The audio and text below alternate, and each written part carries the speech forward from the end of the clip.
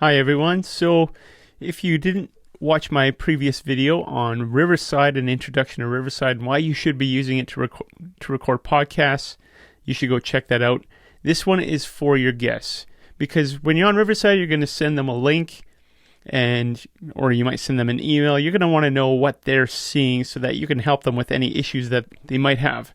First of all, you're going to want to make sure that they have a Chrome browser, because that's what Riverside works on. It doesn't work on Safari or Internet Explorer, whatever's out there now.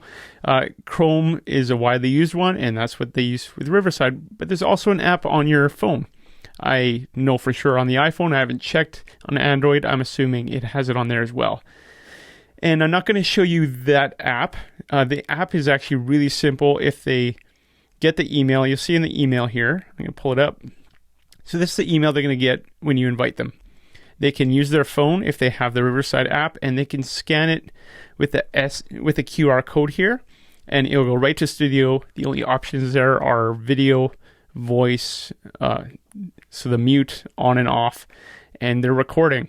They're in your studio. Sometimes they have to wait in the waiting room if you have that setting enabled on Riverside.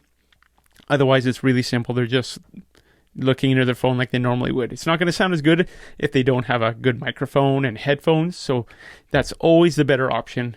Always encourage your guests to, if they have it available, use a microphone, and everybody's got headphones of some sort. Go with headphones. So this is the email they're going to get. So we're going to go to Studio. Again, I got to open it with Chrome, which is not my default. But this is the screen that they're going to get. Same one that you had on Riverside. You can write your name. I am not using headphones. I am. Again, you want them to use headphones. Use that. Make sure that they have the right devices enabled. So my microphone is my interface. That's my camera, and my headphones are also part of my interface. So that's good to go. I can join the studio. Now, the host isn't here because I am the one that set this up. And I didn't enable the waiting room on purpose, just so that you can see what this looks like. This is what your guest is going to see. They can chat here, but they can also check their microphone, make sure it's not red. They can mute themselves over here if they need to, or down here if they need to cough, if they need to fix their hair, or I don't know, maybe they don't want to sneeze on camera. Maybe you're recording video. They can disable their camera. They can share their screen as well, which is kind of cool because you can do that on Zoom as well. So really simple, and you're going to get way better quality than you would with Zoom. I highly recommend you use it. It's easy for your guests to use. I haven't really had many issues. There's a few people that don't have Chrome browser, or they'll struggle to get it working because they're not tech savvy at all. You don't really need to be tech savvy. This is fairly simple. You might run into a problem here or there. And if you do, if you know your guest is someone that doesn't know anything about technology, but maybe they are familiar with Zoom.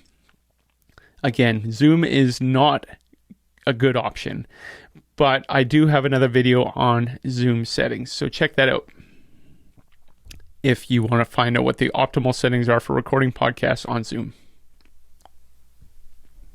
And that's pretty much it. And again, make sure that their audio, when you're recording, on the right side, it's going to have the meter to show how much is loaded up. Make sure that's at 100% before they can leave Studio, as long as they don't close their browser before that's done. So you might want to tell them, you know what, you can go, just leave your browser on, it'll load up, and then it'll be fine. So that's Riverside for your guests.